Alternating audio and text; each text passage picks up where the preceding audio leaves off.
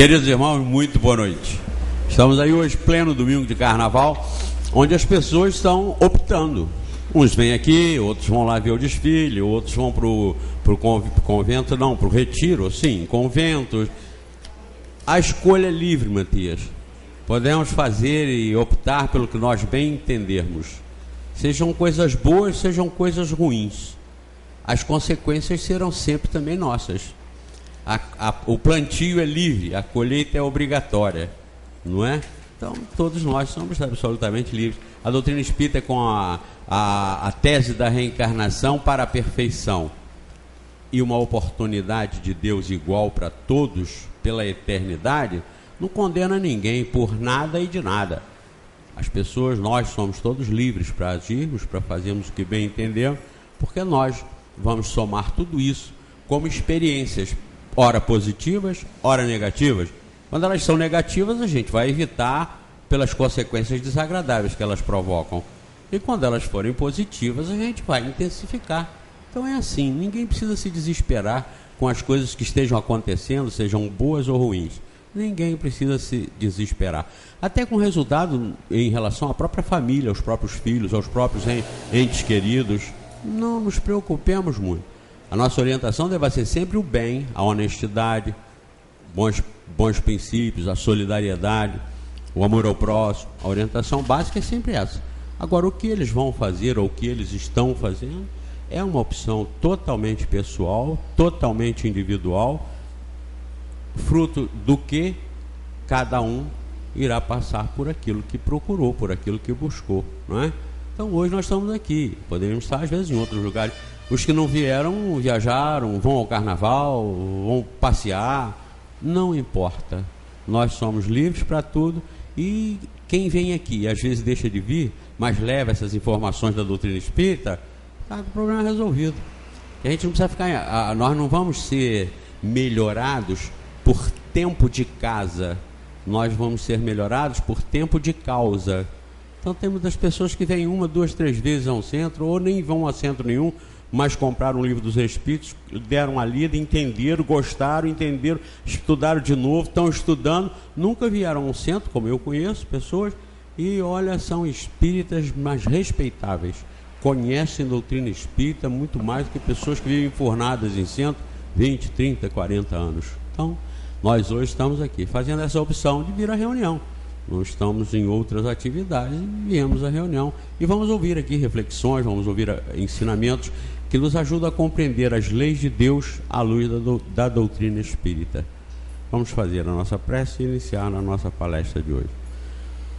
Queridos amigos espirituais que nos ajudam sempre, que aqui estão, com certeza, nós pedimos que nos auxiliem, nos inspirem, para que todos nós sejamos, com este envolvimento, férteis para compreendermos, para assimilarmos e para levarmos boas reflexões que nos ajudem a afirmar nossos conceitos, a mudar nossas orientações quando necessário, enfim, a fortalecer cada um de nós para que nós estejamos melhores na vida, compreendendo melhor a vida e seus aparentes problemas nessa grande escola desta reencarnação. Muito obrigado em nome de Deus por estarmos aqui e que possamos, em assim sendo, darmos início à palestra de hoje. Graças a Deus. E com vocês, Cristina Ferro. Boa noite a todos. É sempre muito bom estar aqui, né? E fico contente que todos nós tenhamos feito essa escolha de estar aqui hoje. E eu coloquei aquela frase ali, né, de Sócrates: a vida sem reflexão não merece ser vivida. Então, nós aqui hoje, eu procurei trazer algumas reflexões que possam auxiliar-nos a viver a nossa vida nessa encarnação de uma forma mais proveitosa, de uma forma mais efetiva, que a gente possa caminhar a passos largos, rumo à perfeição, se não tão largos, mas pelo menos que a gente possa caminhar, não fique estacionado esperando as coisas acontecerem, né? E hoje eu trouxe para a gente começar um texto que se chama Quando a boca cala, o corpo fala. Essa mensagem estava na porta de um consultório médico. O resfriado escorre quando o corpo não chora. A dor de garganta entope quando não é possível comunicar as aflições. O estômago arde quando as raivas não conseguem sair. O diabetes invade quando a solidão dói. O corpo engorda quando a insatisfação aperta. A dor de cabeça deprime quando as dúvidas aumentam. O coração desiste quando o sentido da vida parece terminar. A alergia aparece quando o perfeccionismo fica intolerável. As unhas quebram quando as defesas ficam ameaçadas. O peito aperta quando o orgulho escraviza. A pressão sobe quando o medo aprisiona. As neuroses paralisam quando a criança tiraniza. A febre esquenta quando as defesas detonam as fronteiras da imunidade. Preste atenção. Esse texto é de uma pessoa chamada Michele Motroni. Mesmo que ele não seja uma verdade absoluta, né, e não encerre em si mesmo todas as coisas, eu acho que ele nos mostra claramente que quando a gente não consegue trabalhar o nosso espírito, o nosso veículo nessa encarnação, que é o nosso corpo, ele fala. Quando a gente não consegue entender as nossas emoções e quando a gente não consegue caminhar, o corpo às vezes grita, né? E é por providência divina que às vezes ele obriga a gente a parar e pensar o que a gente precisa rever. Porque a gente vai vivendo a vida nesse ritmo alucinante das últimas décadas, onde 24 horas de um dia não são suficientes para a gente dar conta de todos os nossos afazeres. E com isso a gente vai vivendo na superficialidade das coisas e tem uma hora que o corpo da gente grita e fala, para aí, né? Fica uns diazinhos parado, fica lá na sua, reflete, pensa, sente, para ver o que está precisando mudar. Porque nós estamos tão ligados ao nosso corpo que vale a pena a gente prestar atenção no que as dores da nossa alma estão fazendo com esse nosso veículo abençoado, que a gente tem que cuidar dele muito bem, enquanto nós estamos utilizando, né, essa forma na Terra. Então, hoje o assunto que eu trago para a gente conversar é sobre o mal e o remédio. Esse item está no Evangelho segundo o Espiritismo, no capítulo 15, Bem-aventurados os aflitos.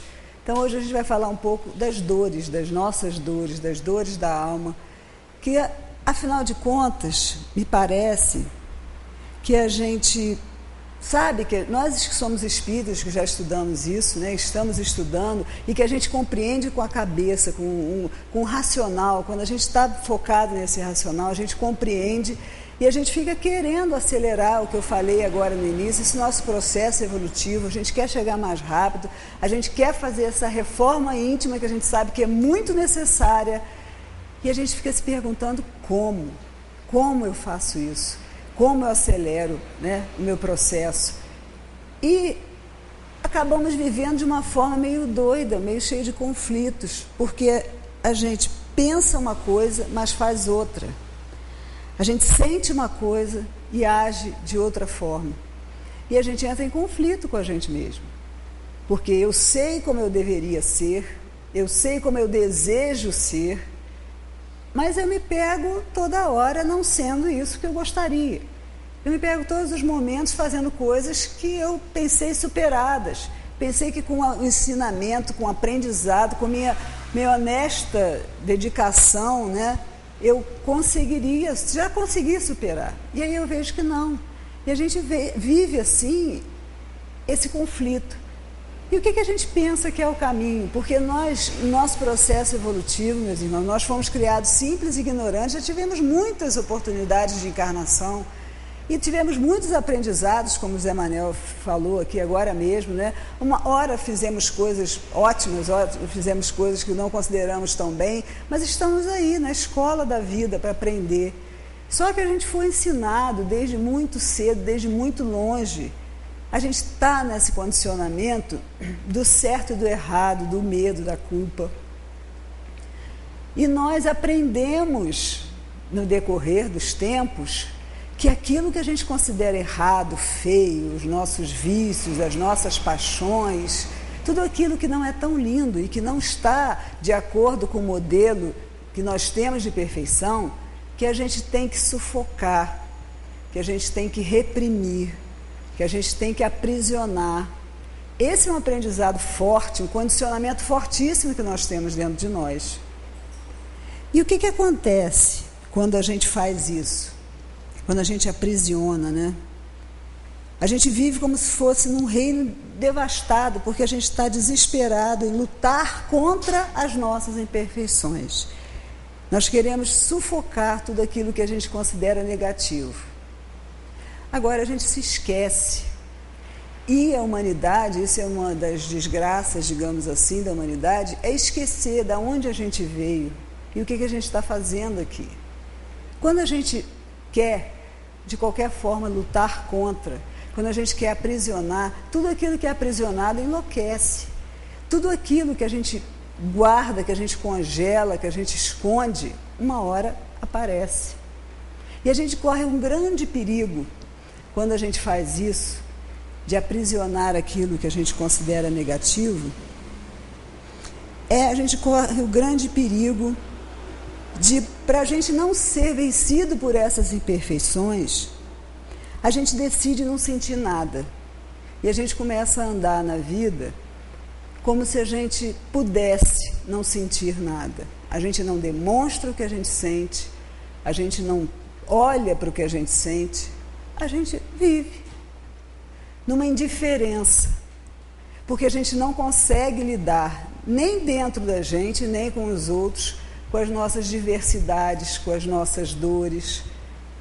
Nós temos medo de mostrar essas dores até para nós mesmos.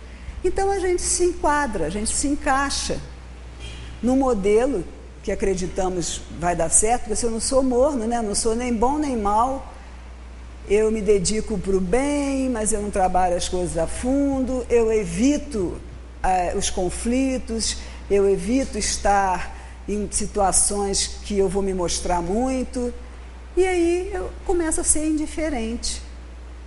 Me recolho, faço minhas preces, olho para mim mesmo, mas nesse sentido de não errar, não errar, não errar, mas aí eu também não vivo, porque eu também não erro, eu não me arrisco, eu não faço nada, e isso não é bom para a gente.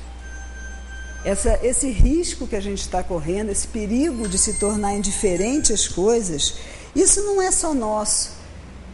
Na época, depois da Idade Média, quando surgiu, né, o racionalismo científico, quando surgiu o dito iluminismo, para a gente refrear nossas paixões, porque a Idade Média foi um período negro, onde a gente aprendeu a duras penas que aquilo que o poder ensina tem que ser o que vai ser, o que determina é o que a gente tem que seguir, sob pena de ser morto, sob pena de ser eliminado.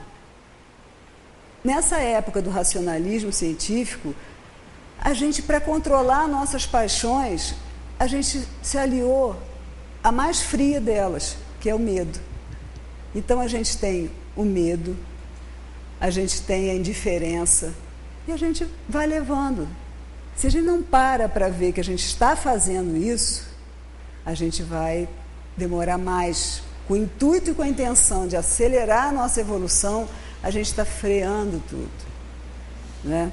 Então eu comparei, né, o nosso interior a um reino devastado, onde a gente quer, nesse reino, a gente precisa de um rei que seja um salvador. E a gente precisa de uma espada. Mas uma espada, não sei se vocês conhecem a história do rei Arthur, o rei que recebeu a Excalibur, a espada, esse rei não tinha os atributos necessários para tirar a espada da pedra. Ele recebeu uma espada que poderia salvar o seu reino devastado, mas ele não tinha como fazer isso. Precisou aparecer Arthur, que era um humilde escudeiro. Arthur se fez um cavaleiro através da bravura dele e da pureza dos sentimentos dele. Ele se fez um cavaleiro. Então ele pôde tirar a espada, mas a espada, a Excalibur, não era uma espada que mata. Excalibur é uma espada que cura. E Arthur, então, lutou para reintegrar o seu reino. Quando Arthur foi tomado pelo seu egoísmo e pelo seu orgulho, pela sua ira, Excalibur foi quebrada. Então essa história simbolicamente mostra para a gente que quem pode salvar o nosso reino, que está dividido entre o bem e o mal, entre o bom e o belo e o feio, nosso reino dividido não é nenhum rei que vai vir de fora. O rei que pode salvar o nosso reino somos nós mesmos, através da nossa pureza, porque nós também temos sentimentos puros, ingênuos, nós nos esquecemos de onde nós viemos.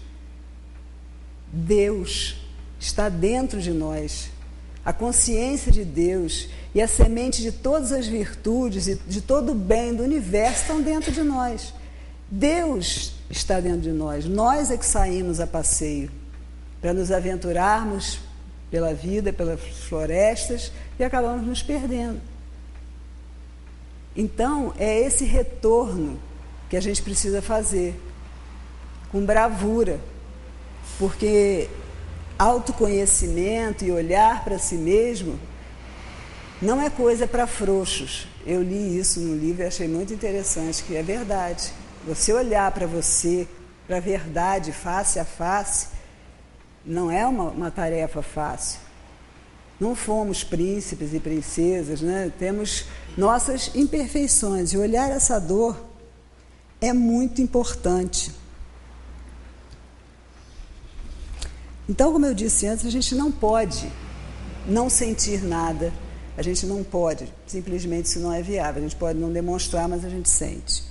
E aquilo que a gente considera negativo, na verdade, eu não sei se vocês já pensaram nisso, negativo se relaciona a negado, não se relaciona a uma qualidade ou uma característica atribuída àquilo que a gente sente.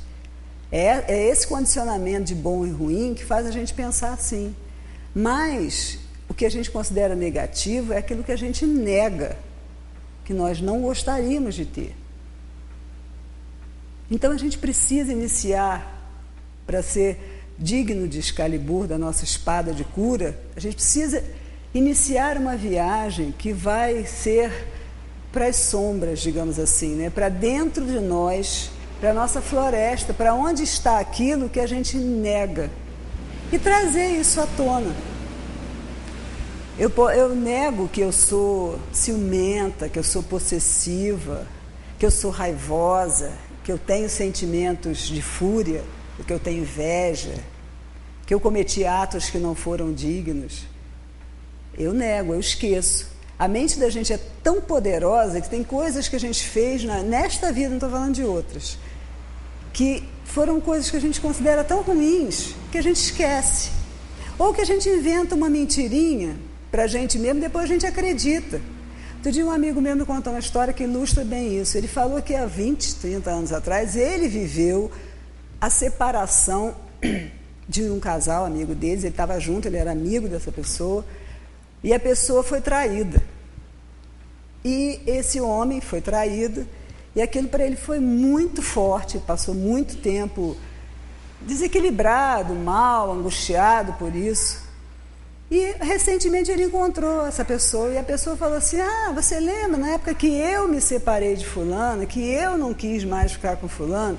Eu acho que ele nem se tocou que aquela pessoa viveu junto com ele aquilo, mas ele estava mentindo de propósito? Não, ele inventou aquilo dentro dele para aliviar a dor que ele sentiu, de que ele não suportou aquela dor, que aquilo virou uma verdade para ele. E quando ele, muitos anos depois, não tinha contato mais, encontra, ele fala isso porque ele realmente acredita que foi isso que aconteceu.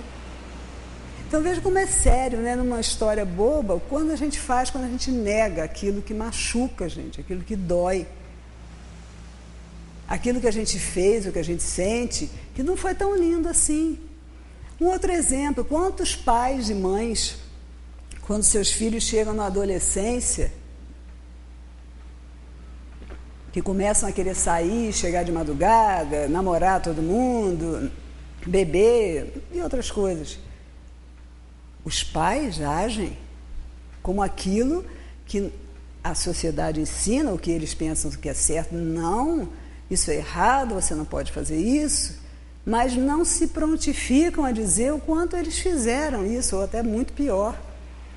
E o quanto se deram mal. O porquê de falar isso. Não simplesmente porque é o que a gente tem que dizer para o filho. Você não vai dizer para o filho para ele quebrar a cara.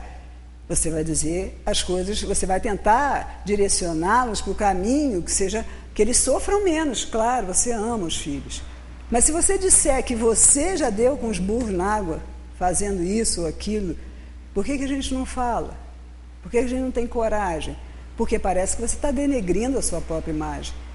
E por que não reverter isso na coragem de dizer que você caiu, mas que você se levantou? Essa é uma bravura e um heroísmo, para que os nossos filhos possam ver que nós somos humanos tanto quanto eles. Porque a gente fica num pedestal de tão bom, de tão herói que a gente é, a gente cria uma distância com eles enorme.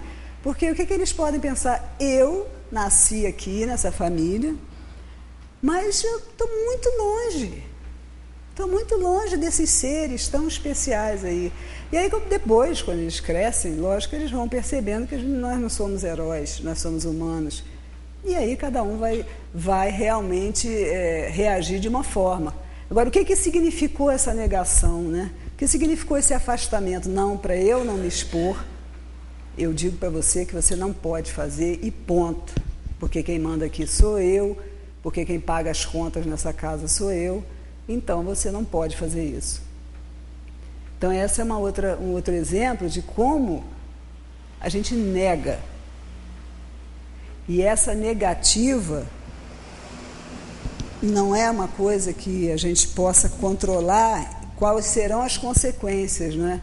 Porque no mundo espiritual, meus irmãos, ninguém esconde nada, né? Os espíritos, por que eles têm muita facilidade de nos influenciar? Porque eles estão vendo. Eles veem as nossas intenções, eles leem os nossos pensamentos. Eles vão além daquilo que eu quero mostrar.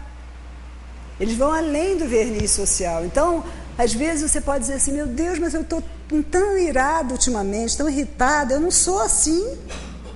No fundo, você é assim. Se eles estão te influenciando, pode até ser, mas é naquilo que você tem de fraqueza. Agora, se você não consegue ver o quão irada e o quanto irritadiça você é, algum dia você vai conseguir mudar isso? Se você acha que é uma influência exterior que é mais forte que você, quando você se deixa dominar pela paixão né, e isso, quando a paixão está no controle, você não consegue entrar em contato com a sua razão, você não consegue entrar em contato com esse ser, né, com essa consciência de Deus, a vontade, o desejo, esse instinto, essa coisa instintiva fica aflorada e assume o comando. Como a paixão, como a cólera, como a ira, como a sexualidade, se a gente não trabalhá-la, eles assumem o controle da nossa vida. E não somos nós que vamos estar no controle, mas sim esses vícios, essas imperfeições. Mas a forma de lidar com isso não é sufocar, não é reprimir, não é fingir que não existe. É lidar com essa dor, é deixar doer, sabe? Porque na nossa vida diária, nós não deixamos a dor vir. Eu sei que existem pessoas que seguem uma linha de que quando estão com febre, a febre é um sintoma do corpo, aí deixa a febre acontecer, e aquilo vai deixando porque vai resolver. Eu vejo que a grande maioria não é assim, eu não me coloco assim. Se eu tiver com dor de cabeça, eu só vejo a dor de cabeça. E eu quero que aquilo acabe, aí eu tomo logo um remédio, eu quero que aquilo acabe. Eu não suporto esse tipo de dor física. E eu vejo, pelo que pode ser até uma coisa que a mídia faça para a gente comprar bastante remédio, pode ser um monte de coisa, mas é uma verdade. Eu vejo que as pessoas se medicam e tomam remédio porque não querem sentir, não querem entrar em contato com a sua dor. Por que a minha cabeça está doendo, né? O que eu estou fazendo? Por que meu estômago dói? Por que eu perdi o equilíbrio? Porque eu estou com labirintite. Eu posso ter só essa resposta, mas o que eu estou fazendo comigo que me fez perder o equilíbrio? O equilíbrio literal, né? Do meu corpo, inclusive. Então, esse tipo de reflexão é muito doloroso, mas a gente para essa dor ser trazida à consciência, para essa dor e essas inferioridades que nós temos serem trazidas para fora e poderem ser trabalhadas, a gente precisa aguentar, ter contato com isso que nos sufoca. E aí vocês me perguntam, então, você vai mandar a gente procurar uma terapia, né? Porque senão a pessoa fica doida. Não, esse não é o remédio. Para os nossos males, não é o remédio. Claro, se alguém gostar, achar que é o caminho, pode ajudar, nada contra, mas qual é o verdadeiro caminho? E aí, não sou eu que respondo, mas são os espíritos aqui, no Mal e o Remédio, que Santo Agostinho, na comunicação dele, diz assim: que remédios, pois, poderíamos dar aos que foram atingidos por obsessões cruéis e males pungentes? Um só é infalível: a fé, voltar os olhos para o céu. Se no auge de vossos mais cruéis sofrimentos cantardes em louvor ao Senhor, o anjo de vossa guarda vos mostrará o símbolo da salvação e o lugar que devereis ocupar um dia. A fé é o remédio certo para o sofrimento. Ele aponta sempre os horizontes do infinito, ante os quais se esvaem os poucos dias de sombras do presente. Não mais nos pergunteis, portanto, qual o remédio que curará tal úlcera ou tal chaga, esta tentação ou aquela prova. Lembrai-vos de que aquele que crê se fortalece com o remédio da fé, e aquele que duvida, 1 segundo da sua eficácia, é punido na mesma hora, porque sente imediatamente as angústias pungentes da aflição. Quando eu leio isso, meus irmãos, eu me recordo de alguns momentos meus, e vocês devem recordar ou podem se recordar de momentos seus, quando a gente quer tanto uma coisa, quando a gente deseja tanto uma coisa, que a gente quer virar Deus, a gente pede, a gente dá um nervoso, você quer que a coisa aconteça. Se você é uma pessoa guerreira, batalhadora, você quer mover montanha para aquilo que você quer aconteça. E aí, se você perde a fé por 1 segundo de que vai acontecer, de que Deus vai prover, a angústia toma conta. É exatamente isso que está escrito. Não está escrito nada aí diferente do que acontece com a gente. Uma angústia, um desespero. Não vai acontecer o que eu quero, não vai acontecer aquilo porque eu quero, porque eu julgo que é necessário. E quando eu perguntei o que nós viemos aqui fazer aqui, nós não viemos aqui fazer a nossa vontade. Nós viemos para essa encarnação a serviço de Deus, que é o Criador de todas as coisas, que é soberanamente justo e bom. Nós viemos para essa encarnação para aprender, para evoluir, mas nós viemos para essa encarnação para servir à vontade dEle. Então, o trabalho primário, fundamental, o trabalho primordial da nossa existência é trabalhar a nossa fé inabalável de que Ele está no comando e de que Ele sabe, e Ele é justo e Ele é bom. A gente, quando lê o interesse pessoal, né, a gente lê em várias partes durante a doutrina de que o que nos atrapalha é o interesse pessoal. E a gente fica até... A gente luta mas a gente sempre luta. E a gente se esforça. E essa palavra esforço é uma palavra que eu não gosto mais. Por quê? Quem se esforça, cansa, mas não chega a lugar nenhum. Não chega ao ponto central. A questão não é reprimir, a questão não é se esforçar, a questão é se entregar. E a questão é se aceitar, é aceitação. Nesse capítulo se fala muito em resignação, que significa aceitação. Então, eu penso que nós estamos tentando curar as nossas dores de uma forma que nós não vamos conseguir. Nós estamos há séculos fazendo isso e continuamos com nossas dores todas aqui. Existem alguns requisitos, né? Eu acho que a gente tem que pegar esse poço que é essa descida, ao nosso interior, como se fosse uma descida à sombra, né? Exatamente esse lado que a gente nega, e tirar o que tem lá, balde a balde, tendo paciência e perseverança. E aí eu vou ler para vocês também um texto pequeno de uma pessoa chamada Joseph Campbell. Ele é um estudioso norte-americano que ele estuda a mitologia e as religiões, e ele escreveu o seguinte: devemos estar dispostos a nos livrarmos da vida que planejamos para termos a vida que aguarda por nós. É preciso despojar a velha pele antes que a nova possa chegar. Se nos fixarmos no velho, ficamos presos. Quando nos apegamos a qualquer forma, corremos o risco de apodrecer. O inferno é a vida ressecada. O acumulador, aquele que existe em nós e que deseja guardar, apegar-se, deve ser morto. Se nos apegarmos agora à forma, não teremos a forma depois. Não se pode fazer omelete sem quebrar os ovos. Destruição antes de criação. Então a gente precisa desconstruir, a gente precisa esvaziar, né? Um copo cheio não cabe mais nada. A gente precisa esvaziar o que tem dentro dele, para que ele possa o novo e as coisas novas e boas e outras coisas, outras experiências possam chegar. Mas a gente precisa esvaziar isso. E com algumas dicas, né? A primeira delas é essa entrega. A primeira delas é a gente se entregar à vontade de Deus, não é ser passivo. Então eu vou dizer que o destino está pronto e que eu vou fazer. Não, olha, nós temos livre-arbítrio, não é disso que eu estou falando. A gente escolhe o tempo todo, inclusive não se entregar à vontade de Deus e achar, não ouvi-la, né?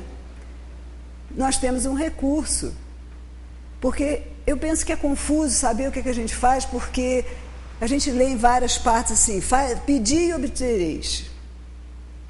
Batei e abrir-se-vos-á. Tem a sua parte, tem que fazer a sua parte. E aí eu me pergunto, e qual é a minha parte? Estou numa encruzilhada, qual é a minha parte? Eu quero muito, mas será que Deus quer que nesse momento, porque o meu tempo não é o tempo de Deus, eu quero resolver as coisas agora. Entrei em contato com a minha dor, está doendo a beça, não tem remédio para isso, tem que deixar doer. Eu vou me entregar como? Entrando em prece, admitindo a impotência diante do Criador. Eu não sei o que fazer. Nós temos um anjo guardião que está sempre conosco, meu anjo guardião, enquanto eu estiver no meu sono, no repouso do meu corpo físico, porque nós não dormimos, né? O espírito não precisa dormir. Me ajuda a pensar o que eu necessito, o que é preciso que eu faça. Deixar de lado o querer, o desapego de que o Joseph Campbell fala aqui. Deixa de lado o que eu quero, não importa o que eu quero. Você sabe o que é melhor para mim. O que eu posso, o que eu necessito. Então, a gente chama, a gente invoca, né, quando a gente faz isso, a energia da presença de Deus. Porque a gente se conecta com ela, não que ela vai conectar com a gente, não, porque Deus está dentro da gente. Como eu disse, nós é que saímos para passear.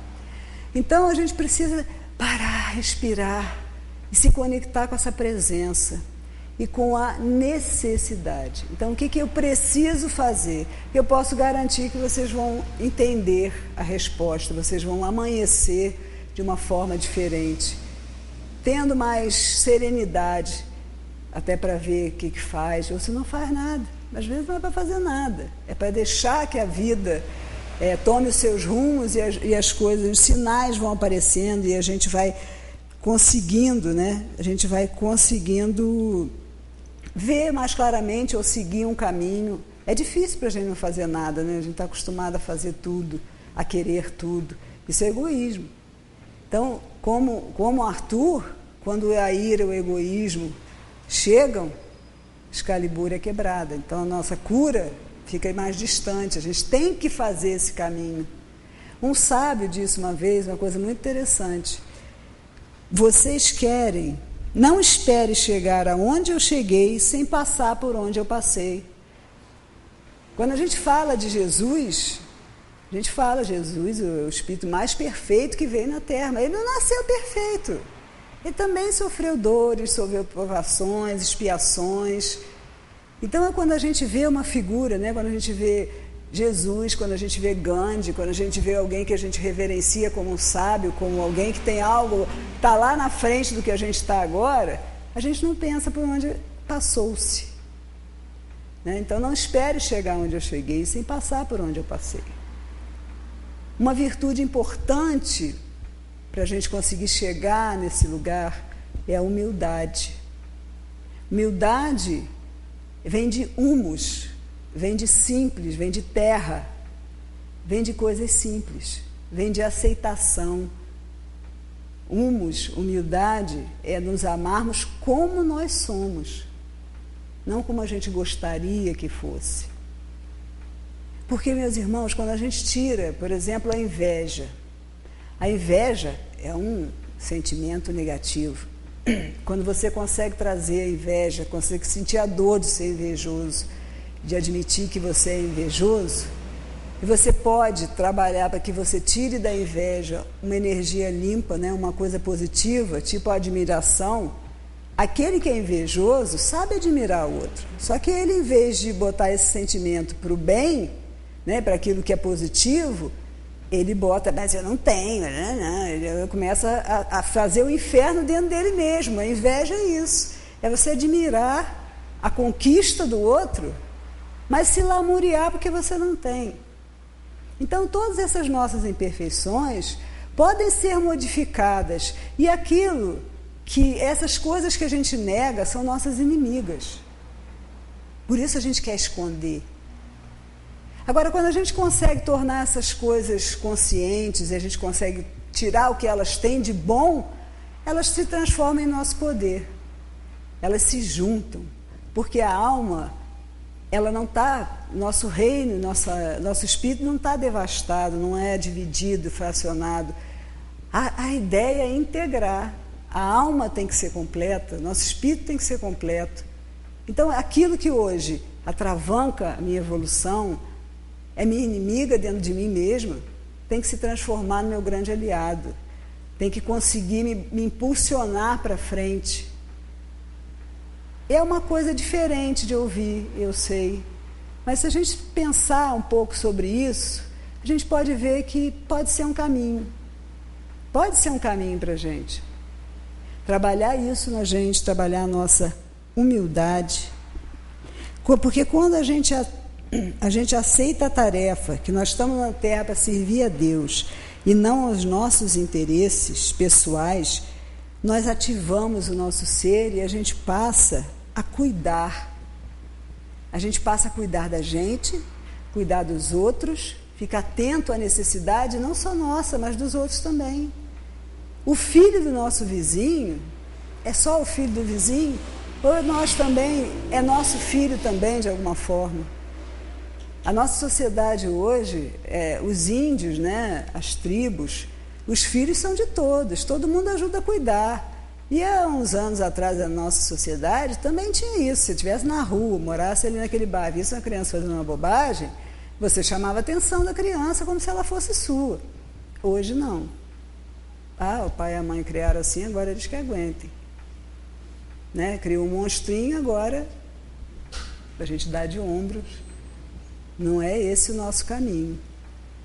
Não é esse o caminho que vai levar a gente para onde a gente quer.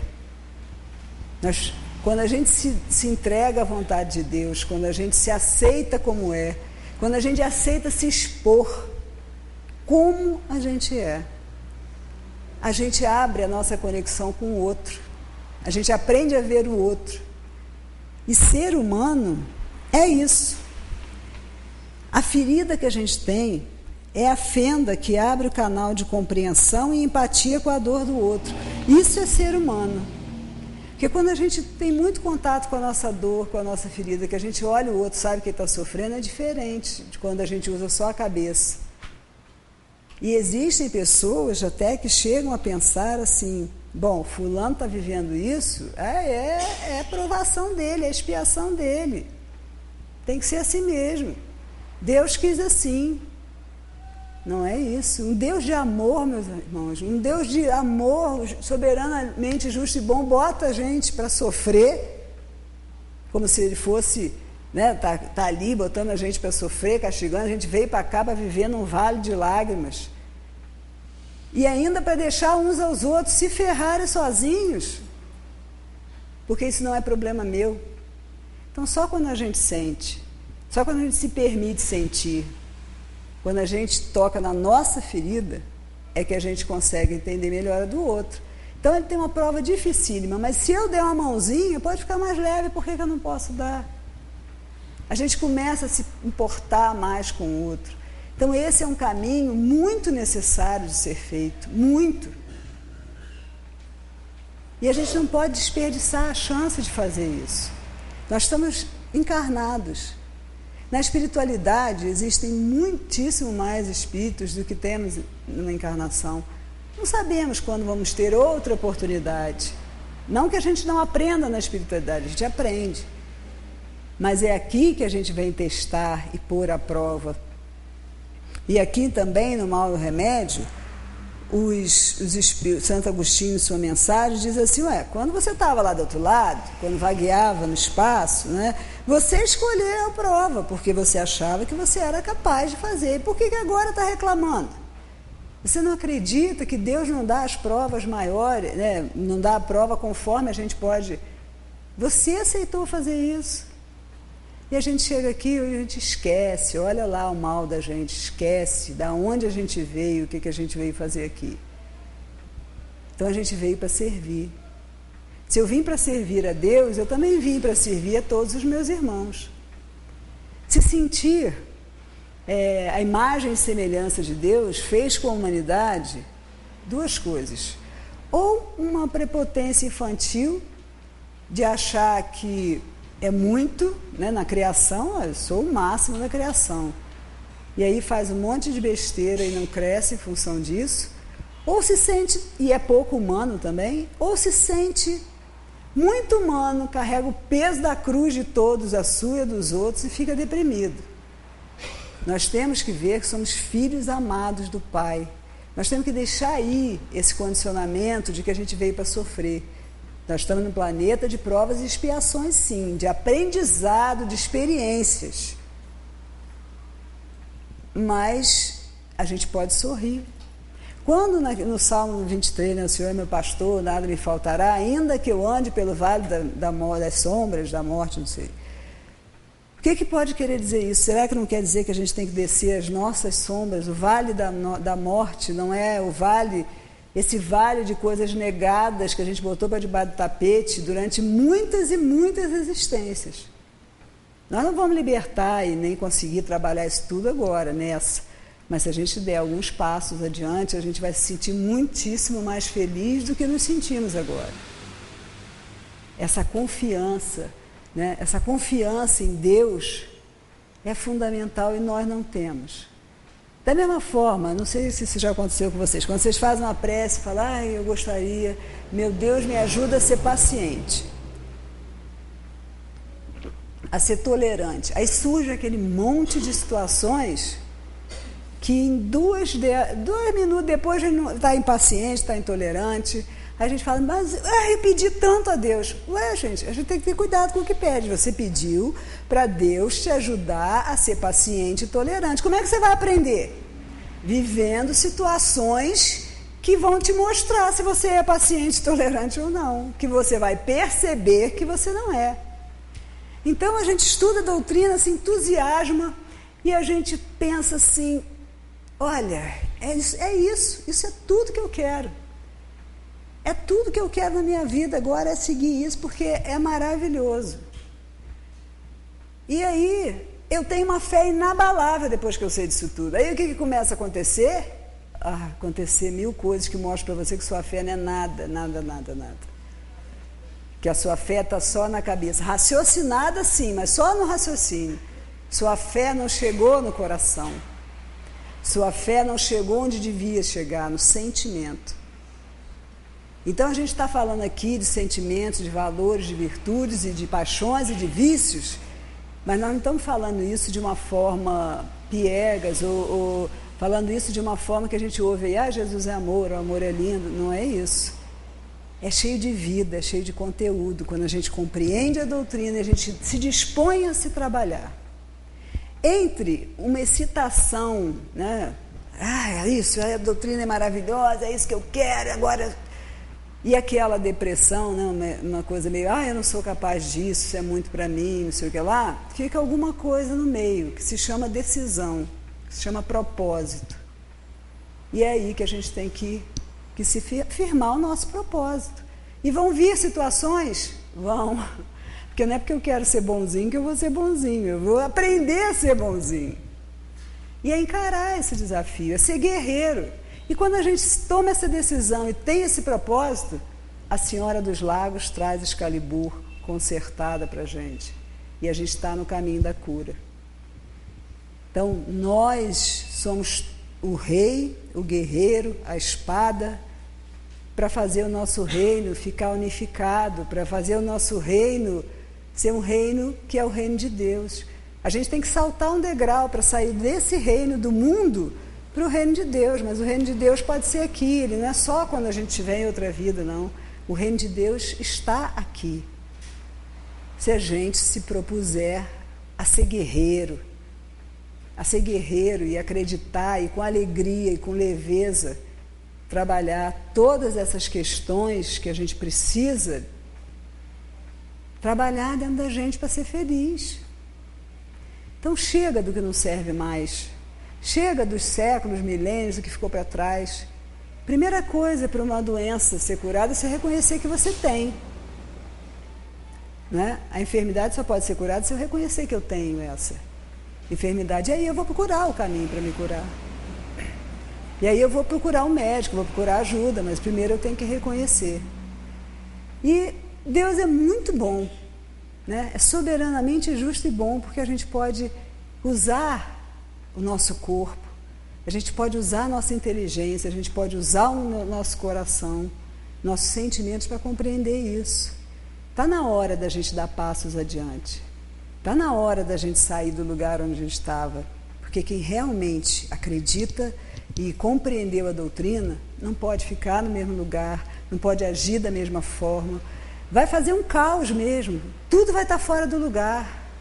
E se a gente quer mudança, simbolicamente, vamos chegar em casa e olhar aqueles armários, aquelas gavetas, porque a gente faz isso na casa da gente. Vai enfiando os papéis, eu ganho um negócio, enfim, a gente vai entulhando tudo, a gente nem sabe mais que está lá. É isso que acontece com a gente lá dentro. Vamos começar a esvaziar as gavetas, as coisas, os papéis velhos, jogar fora. Vamos abrir espaço para que outras coisas cheguem.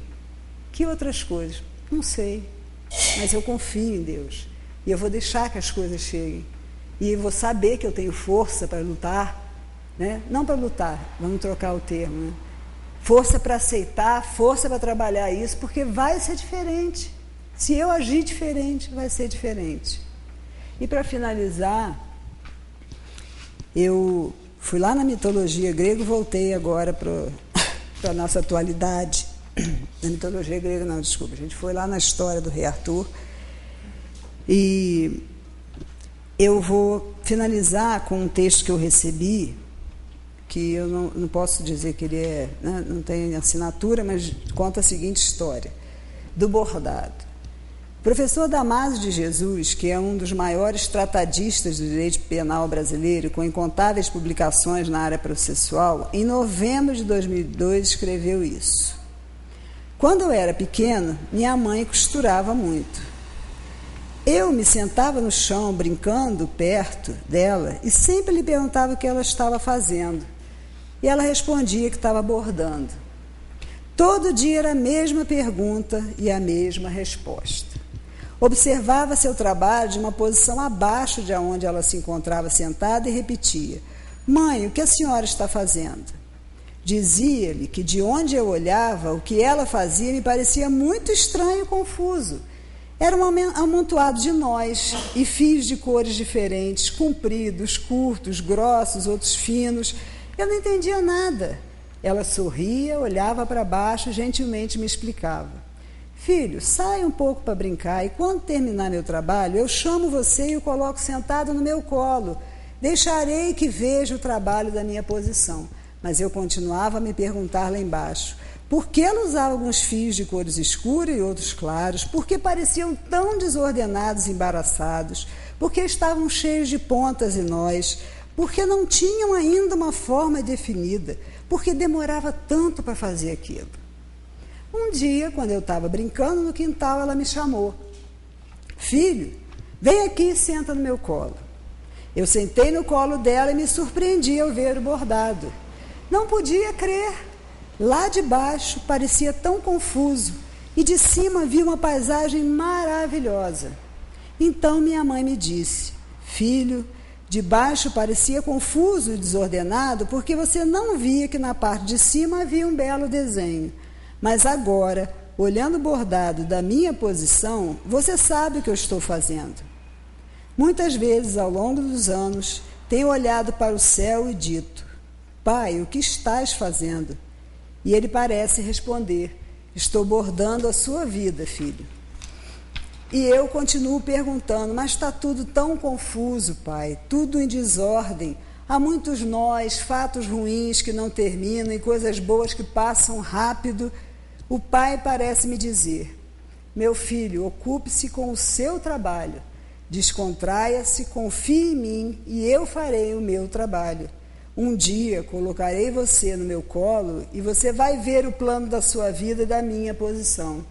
Muitas vezes não entendemos o que está acontecendo em nossas vidas. As coisas são confusas, não se encaixam e parece que nada dá certo.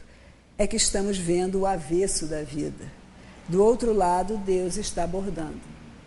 Então eu espero que na noite de hoje a gente possa encontrar serenidade para a gente avaliar, né, aquilo que a gente tem que aceitar, porque a gente não pode mudar, que deve ser assim.